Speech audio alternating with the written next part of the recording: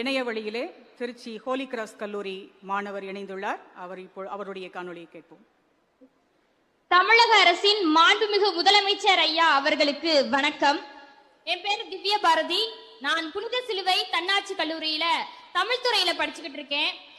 நான் ஒரு சாதாரண குடும்பத்தை சேர்ந்த ஒரு மாணவி. எனக்கு படிக்கணும்னு ரொம்ப ஆசை. ஆனா என்னுடைய குடும்பத்துல பொருளாதார நிலை காரணமா என்னை படிக்க வைக்க ரொம்பவுமே கஷ்டப்பட்டாங்க.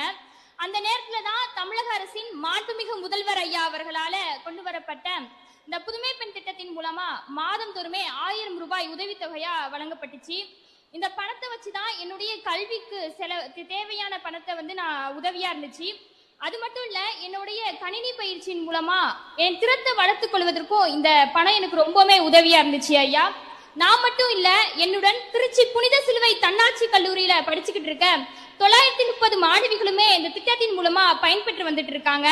பெண்களின் வளர்ச்சியில இப்படி அக்கறை கொண்டு இந்த புதுமை பெண் திட்டத்தினை கொண்டு வந்த தமிழக அரசின் மாண்புமிகு முதல்வர் ஐயா அவர்களுக்கு என் சார்பாகவும் என்னை போன்ற மாணவியர்களின் சார்பாகவும் திருச்சி புனித சிலுவை தன்னாட்சி கல்லூரியின் சார்பாகவும் மனமார்ந்த நன்றியை தெரிவித்துக் கொள்கிறோம் ஐயா. நன்றி ஐயா.